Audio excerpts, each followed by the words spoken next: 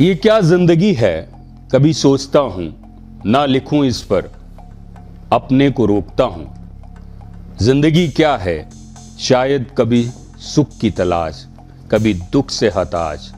खुशी चाहती है जिंदगी, सुकून खोजती है जिंदगी, लेकिन जहन में दुविधा, एक बड़ी बेचैनी और लंबे समय से कौंधता सवाल। आखिर इस निर्दयी और निर्मम दुनिया में इंसानियत कहां है। साल 2024 जा रहा है, दिल को हिलाकर रख देने वाली घटनाओं को छोड़कर।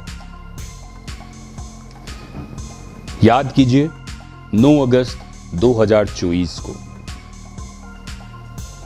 कोलकाता के आरजी-कर मेडिकल कॉलेज और अस्पताल में ट्रेनी डॉक्टर के साथ दुष्कर्म और हत्या।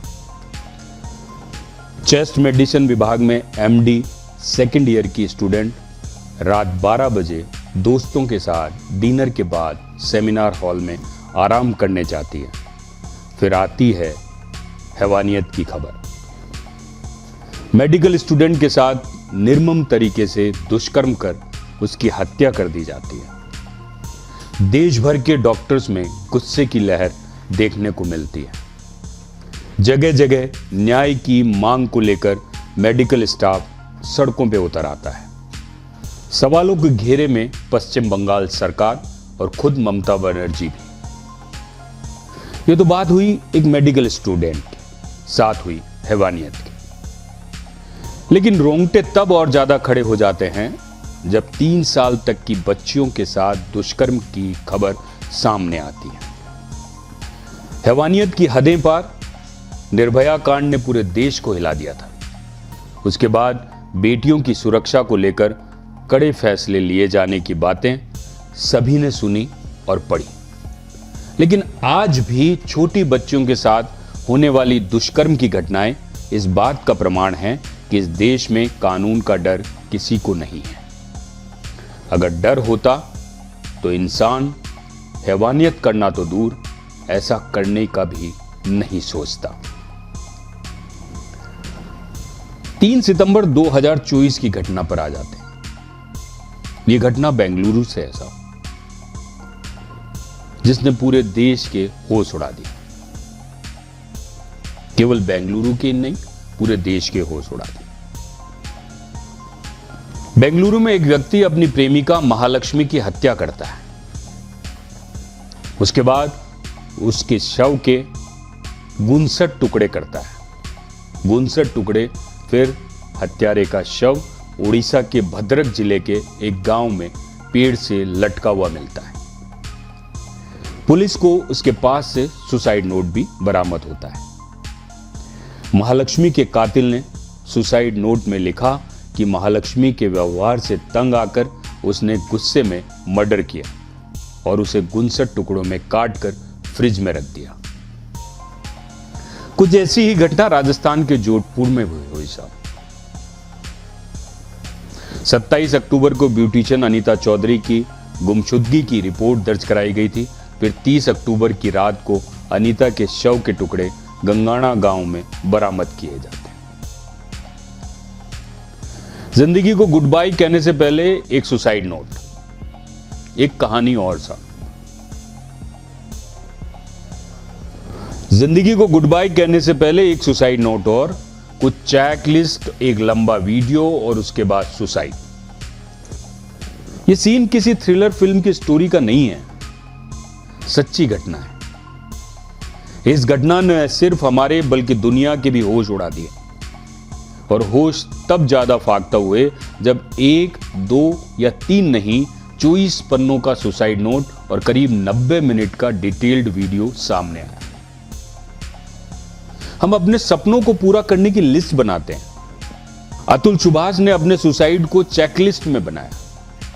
यह कहते वक्त मेरे खुद के रोंगटे खड़े हो रहे हैं कि अतुल सुभाष अपने सुसाइड नोट में यह लिखते हैं कि यदि उसको न्याय नहीं मिलता है तो उसकी अस्थियों को गटर में बहा दिया जाए।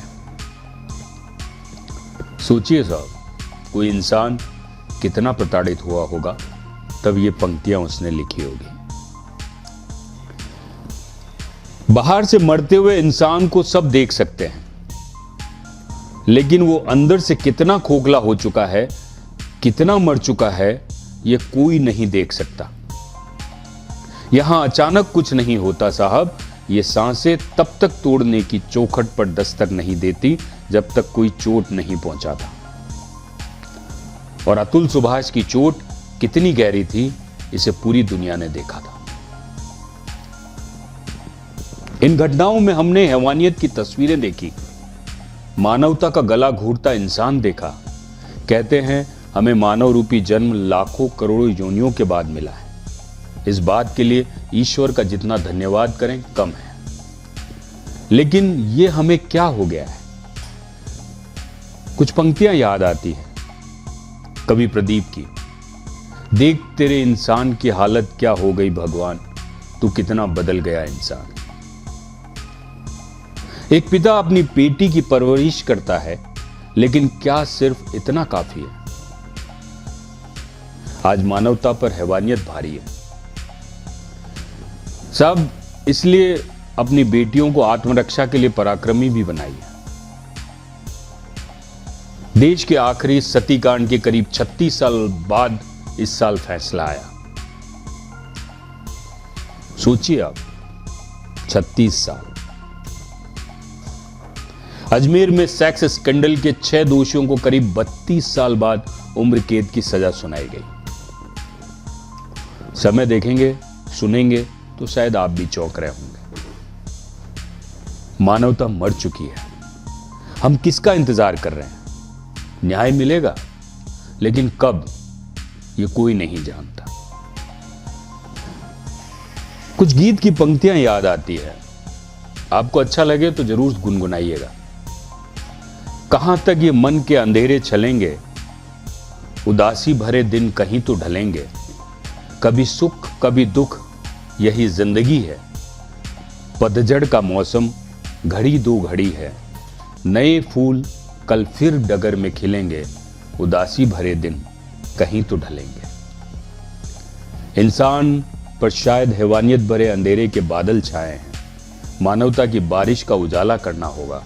वादा करिए 2025 में हम अंधेरे से उजाले की ओर आगे बढ़ेंगे, इस उम्मीद और पक्के विश्वास के साथ कि मुझे फिर ऐसी कोई दास्तां, ऐसी कोई घटना, ऐसी कोई खबर द डार्क स्टोरी में आपके साथ साझा न करनी पड़े। आइए पूरे देश और दुनिया के साथ अंग्रेजी कैलेंडर के नववर्ष 2025 में उजाले के साथ प्रवेश करते हैं। उजाला विकसित भारत में अपना योगदान देने का उजाला, विश्वगुरु बनने की राह पर बढ़ने का उजाला, मानवता को अपनी मायनों में जिंदा रखने का उजाला। नमस्कार, जय भारत।